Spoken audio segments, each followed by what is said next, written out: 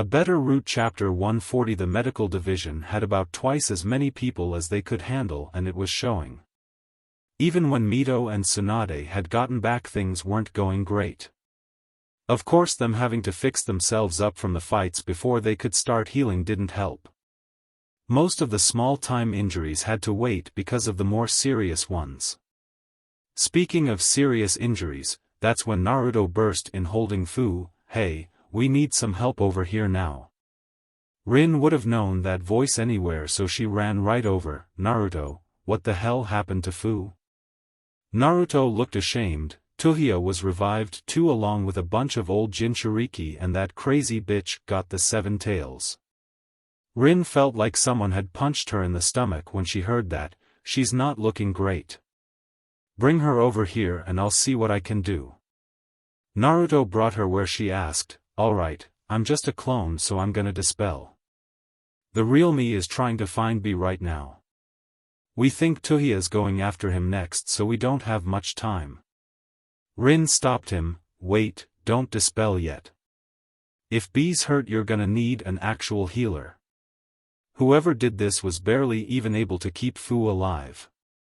Teleport me with them. Shizune, can you handle this? Shizune ran up to Fu. Sure thing, you guys go and find B. Naruto grabbed Rin by the waist. Alright, Aunt Rin, hang on tight. They disappeared in a yellow flash while Shizune began to work on Fu. Things were taking a turn for the worse, but there was still a chance they could turn it around. Naruto and Kushina trying to get to B as fast as possible and just praying they hadn't sent anyone after him who was stronger than he was. Of course, was holding one of his 3-pronged kunai in case he needed it. However, when he felt strange about it, he dropped it as quickly as he could. The kunai flashed a yellow color and Naruto's clone along with his aunt was standing in front of him. You guys scared the crap out of me? What hell are you doing here, Aunt Rin? Rin explained, I left Fu with Shizune because I heard B might be in trouble too and I want to come help you and, Kushina. Kushina was practically bouncing up and down. My gosh, Rin, look at you, you're all grown up. How's Obito and your son? Rin ran over and hugged her. They're both great. Obito's the Hokage and Kakashi all big and grown and... Naruto cut them off. Okay, friend in trouble here, guys. We need to go and find B. Rin and Kushina realized he was right. Oh, sorry about that. Come on, let's make sure the big guy's okay. They all nodded and got back to running.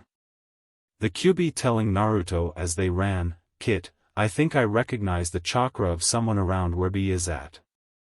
Naruto groaned, another one of your old buddies? Kurama shrugged, I wouldn't call him a friend, Kit. I've been feeling traces of his chakra all around this place, but I know for sure this him. If it is him, Kit, I don't think B stands a chance. Some B didn't stand a chance against. Now that was just scary. Naruto wanted to ask more questions but lost his train of thought when they got to B. What they saw came as one hell of a shock. The revived first Hokage was holding down B with his wood dragon and suppressing his chakra while the Geto statue sucked the 7 tails out of him. Naruto was angry beyond belief. Get the fuck off of him. Naruto was about to sprint over to him but his mother caught him by the collar. Naruto, don't be a fool. Do you really think you can take on the first by yourself? Naruto yelled, Kurama and I can take him. Kurama scoffed in his head, the hell we can. Listen to your mom here, Kit. Naruto didn't know what to do, but they're sucking Gyuki out of him. Kushina reasoned with her son, yes, and it looks like they're almost finished. They've got the first out there and probably some other people waiting in the shadows. I hate to say it, Naruto, but think we've lost him already. A dark female voice said from behind them, a very wise decision, Kushina. Although I'll admit, out of all the Jinchuriki I think Naruto has the best shot of beating the first. Naruto yelled at her, hey, why don't you come down here and fight me yourself? Tuhiya giggled at his anger, quite honestly, because I think I'd lose against you all by myself. Oh, and would you look at that, poor B is down for the count. All of them looked over to see the ghetto statue finishing B. The rapper could only lay there as the last of Gyuki's power was sucked out of him. The process was ended and the ghetto sunk back into the ground as Rin ran to go heal him. Naruto growled at Tuhiya, so does that mean I'm next? If it is, then bring it on. Tuhiya shook her head, no, I'm afraid I don't have time for you. You're the strongest Jinchuriki I've ever seen, and thanks to your flying thunder god you're going to be very difficult to pin down. Your friends are closing in on Orochimaru and Zetsu. That fool Madara is going to need my help when they're taken out, and I don't think I can beat you before they are. Besides, I might not even end up needing you if things work out correctly. Ja-ne. Naruto watched as she jumped away with a scowl on his face. Things were starting to look grim for them.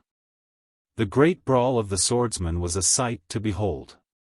For people who were fighting blade to blade, it was very clear just how masterful their level of kenjutsu was. Kisame and Fuguki were going at it pretty hard, both of them being bruiser-style fighters. Fuguki was using his incredible strength to try and smash him with his bare hands, his fists leaving marks in ground when the would miss. Kisame jumped back and made some quick hand seals, water shark bomb jutsu. Fuguki looked at the attack and actually ran right into it. When the shark hit him, it did absolutely nothing to him. Kisame jumped to the side and grumbled, a motherfucking tank, I'm telling you he's a motherfucking tank. Fuguki turned around and gave another hard swing at him, if you had any soul you would have killed yourself after killing us. Kisame caught his arm and flipped him around, slamming him onto the ground. I was scared and didn't know what to do. Nothing on earth made sense to me. The Akatsuki offered me a way for the world to make sense again. What I did was wrong, but I'm trying to get better. Fuguki scowled, like I can give a damn when I'm dead. This fight was hard for Kisame, that was for sure. At least Zabuza wasn't having a problem hurting his opponent, his justice were more than enough to handle that. The problem was trying to avoid the endless streams of explosions long enough to actually hit him. He had activated his mist so that Jinpachi couldn't see him, and he was hoping that would be enough to win this fight. Zabuza lunged at Jinpachi from the back and tried to cut him in half. The other swords jumped forward when he sensed Zabuza's presence and got a rather large gash on his back, but not before he let loose about a dozen paper bombs. Zabuza was not happy. He screamed before they exploded and sent him flying into a huge rock. You, sir, are an asshole. Tenaki was having a little more luck. Thanks to her bloodline and the Kiba blades, Amuri's lighting was more or less useless. Now that's not saying she wasn't trying. She was making hand seals at the moment, lighting lance. Amuri sent a bolt of lightning from her hand and right at Tenaki, who raised up her blades and caught the attack. Well, thank you for this, I'll be sure to put this to go use. She channeled the lightning through the blades and wiped the lighting back around at her attacker. While she was doing this, Haku was avoiding Kushimaru's wires of death. He'd found a good way to counter them. By using her ice in a mist sort of form, it would coat the wires in a thin layer of ice, making them easier for him to see. Kushimaru complimented him as he tried to use pierce his heart with Nuabari. Your style is very interesting, sir.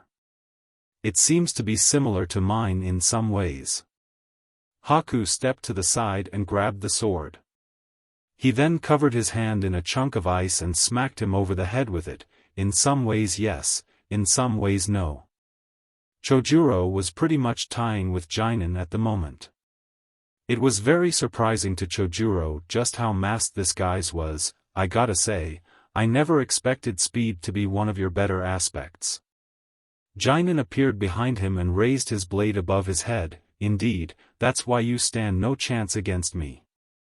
Chojuro turned around before the hit could make contact and actually cut the mallet part of the sword in half. I wouldn't go that far, Jinin.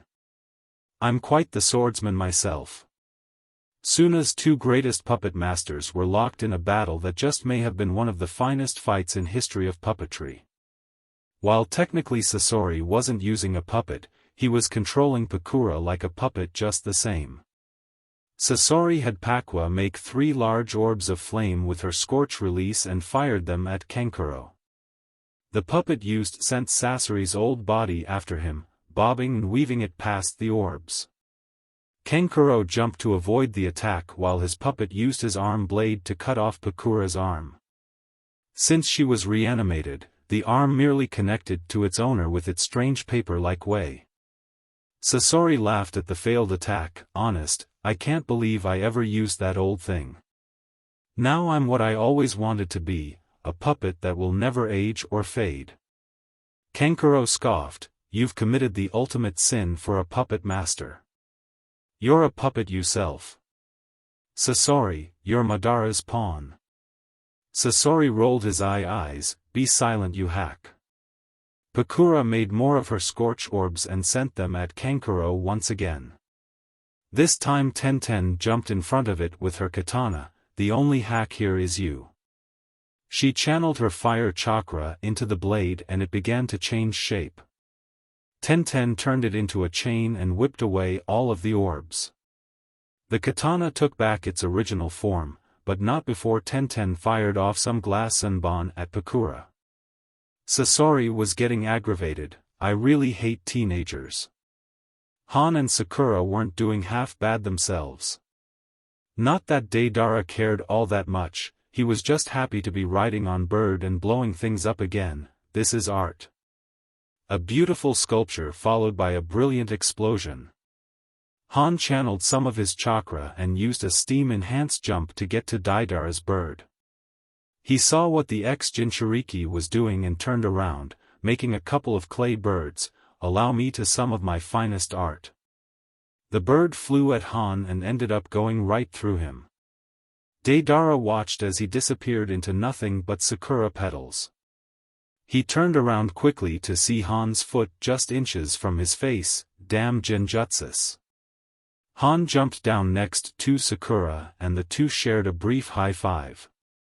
Yujito and Rashi were dealing with Kakazu at the moment, who was proving to be rather difficult to beat. The furious Yujito was slicing through all of the wire Kakazu was sending up from the ground while Rashi tried to hit him with his lava realce. Kakazu actually wasn't doing great either as it was hard to keep up at the pace he was going.